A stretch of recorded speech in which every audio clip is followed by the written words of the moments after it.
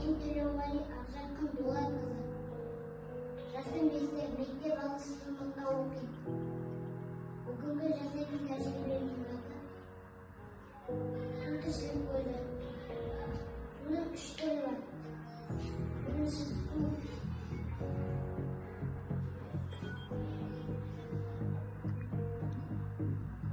Екінші аязды күндері су қатып мұзға айналады. Шайнекті қайнатып су буға айналады.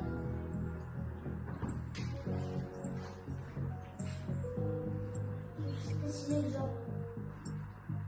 Суды біз ішеміз, жануарлар да ішеді. Су көлге айналады. Су мұхитқа айналады. Енді суға тәжірибе жасап көрейік. Менің тәжірибеме қош келдіңіздер. Ақжарқын, қарашы, судың көлемі бола ма? Судың көлемі болмайды. Жақсы, тамаша. Енді тәжірибемізді бастайық. Ақжарқын, таза суға қант қосып, қант судың ішінде ериді. қостай қойыңыз.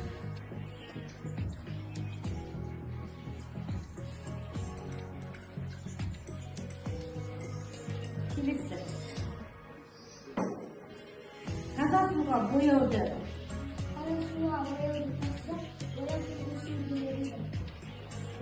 қандай болады? Қосау.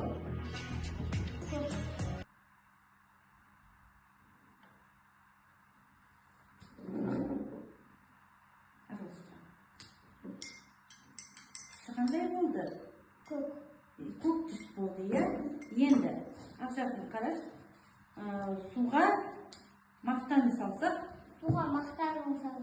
мақта судың ішінде ериді.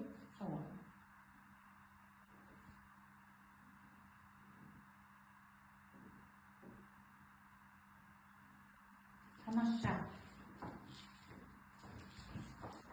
Менің зерттеу жұмысымды апайым Назира Айдосқызы екеуміз жасадық. Менің зерттеу жұмысымды қорытындылайтын болсақ,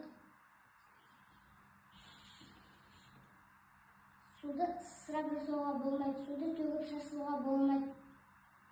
Сусыз тіршілік жоқ. Судың да сұрауы бар. Тыңдағандарыңызға рахмет, сау болыңыздар.